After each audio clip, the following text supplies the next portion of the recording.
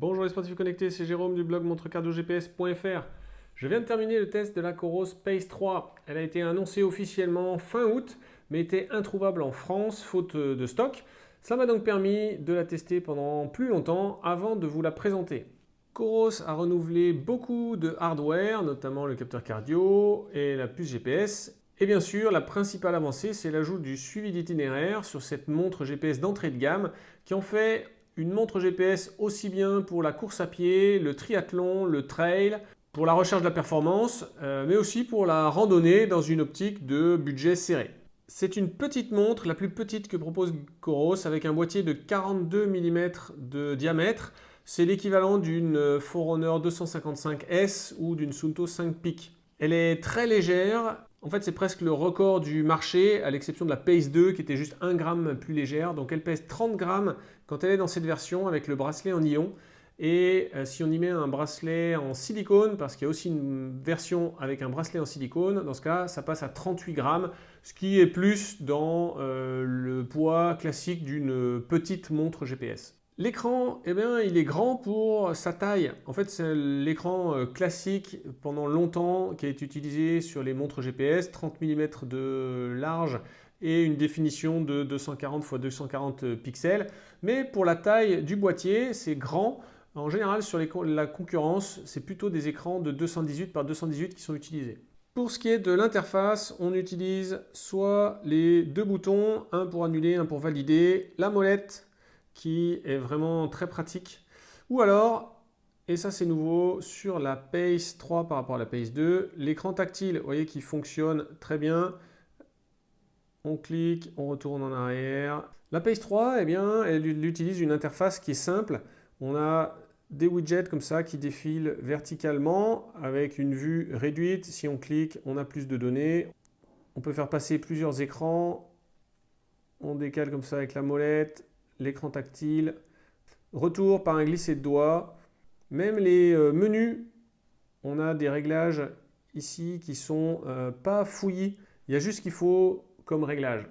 Par un appui long sur ce bouton en bas, on accède à une boîte de commande dans laquelle eh bien, on a quelques raccourcis, soit vers des outils particuliers comme la boussole, la diffusion de fréquences cardiaques pour le sport, ou des petites fonctions de la vie de tous les jours, chronomètre, minuteur, lecteur de musique. Le boîtier est étanche à 50 mètres, donc ça n'en fait pas une excellente montre outdoor, mais tout à fait convenable pour pratiquer la natation en mer, en piscine et pour le triathlon. Le bracelet en nylon, il est un petit peu particulier et je vais faire un petit focus dessus.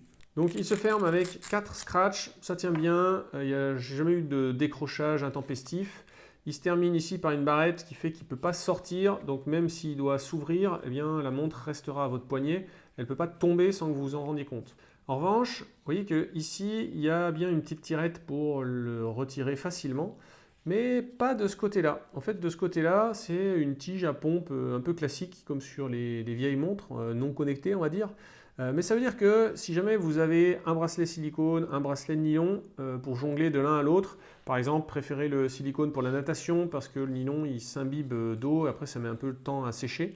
Par contre le nylon est plus confortable et permet un meilleur réglage, donc pour le fonctionnement du cardio en course à pied ou sur d'autres séances de sport c'est mieux. Mais à cause de ce système-là, alors qui a peut-être été choisi parce qu'il est plus léger, peut-être parce qu'il est moins cher, eh bien ça rend le changement de bracelet pas si facile que ça. En tout cas, pas sans outils.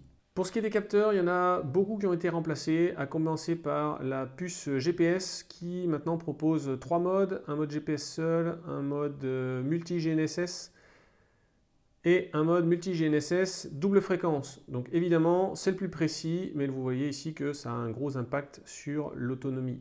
Ensuite, au dos, on a un capteur cardio optique avec des LED vertes pour mesurer la fréquence cardiaque, rouge pour mesurer l'oxygénation sanguine. Et puis ici, on a le petit trou de l'altimètre barométrique. Il y a également une boussole. La boussole, c'est utile dans le suivi d'itinéraire pour savoir comment orienter la trace à suivre. Et accessoirement, un thermomètre. Sinon, on peut y ajouter des capteurs qu'on connecte en Bluetooth. Ça va pour les capteurs de fréquence cardiaque, que ce soit des brassards cardio-optiques ou des ceintures, mais également les capteurs de puissance, y compris le Stride pour la course à pied et les capteurs de puissance pour le vélo. Si vous êtes intéressé par l'achat d'une Pace 3, je vous ai mis mon lien sponsorisé iRun en description de la vidéo.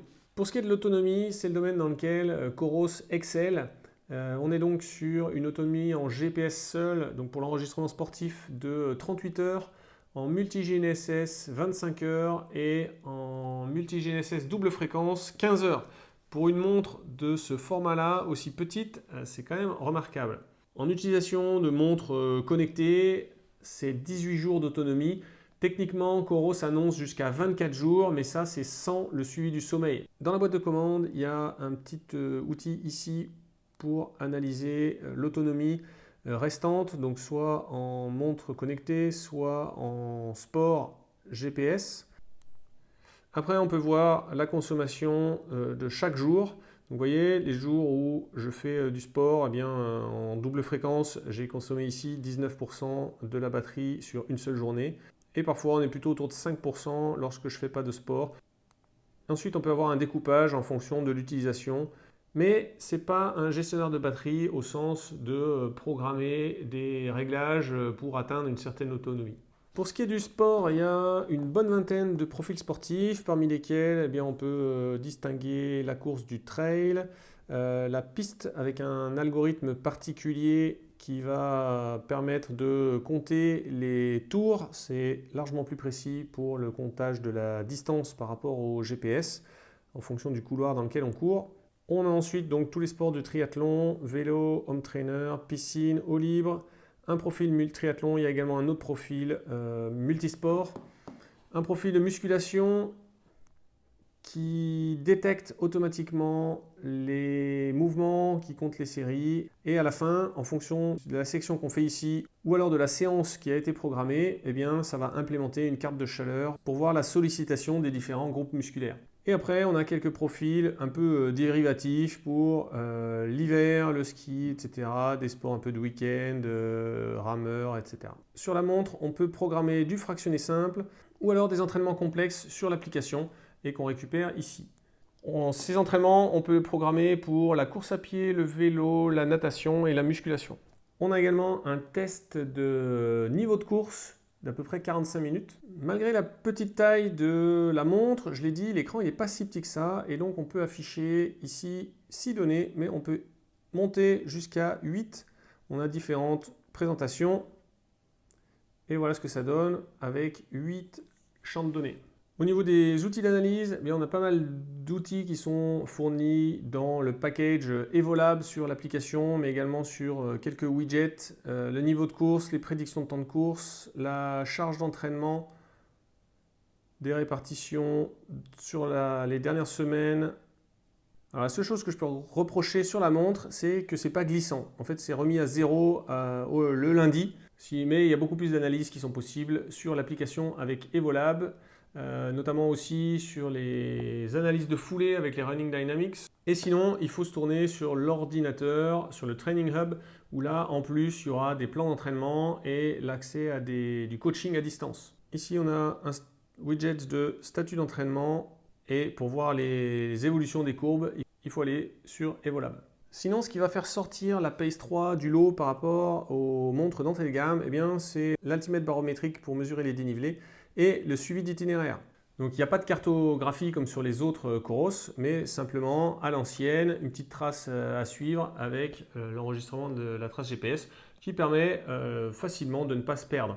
Actuellement, les indications virage turn by turn sont en test bêta, donc il va falloir attendre plutôt le mois de novembre pour que ça soit diffusé sur l'ensemble des Pace 3. Ensuite, il y a quelques widgets d'orientation un peu outdoor, même si on dit que c'est une montre plutôt course à pied triathlon. Il y a une boussole, il y a une alerte orage, on a là les heures de coucher, lever du soleil, on peut enregistrer les coordonnées GPS. Si vous voulez plus de détails ou voir la précision du GPS et du capteur cardio-optique, allez lire le test complet sur le blog, je vous mettrai le lien en description de la vidéo. Pour ce qui est du suivi des activités quotidiennes, c'est assez simple, c'est très simpliste même. Bon, on peut afficher ici des données à l'écran. En fait, il y a plus d'infos dans les widgets. Le nombre de pas, la fréquence cardiaque, le suivi du sommeil avec les répartitions par phase les calories dépensées, les minutes intensives, le nombre d'étages, et c'est tout. Et pour la partie montre connectée, c'est pareil, il y a l'essentiel. Donc on a ici les smart notifications, un lecteur de musique auquel on accède dans la boîte de commande. Donc on connecte un casque en Bluetooth. Après, la montre, elle est totalement indépendante. Il n'y a pas besoin de prendre son smartphone. En revanche, on ne peut y stocker que des fichiers MP3. Et puis la watch face, maintenant elle est personnalisable, c'est-à-dire que soit on télécharge des watch face de l'application Coros, soit on prend sa propre photo ou une photo téléchargée sur internet, et il y a différentes dispositions des données qui peuvent faire des watch face sobres, des watch face avec un peu plus de données. Comme ici, j'avais reçu la montre la veille ou 2 jours avant l'UTMB, donc c'est le parcours de l'UTMB en vue satellite. Pour conclure, la Pace 3 maintenant elle est plus tout à fait au seuil de 200 € où on trouve habituellement l'entrée de gamme de chaque marque de montre GPS. Mais pour 250 €, il existe aujourd'hui aucune autre concurrente avec autant de capacités sportives. Actuellement, il y a encore peu de différence de fonctionnalité proprement dite avec la Pace 2, puisque la Pace 2 aussi a reçu le suivi d'itinéraire par mise à jour.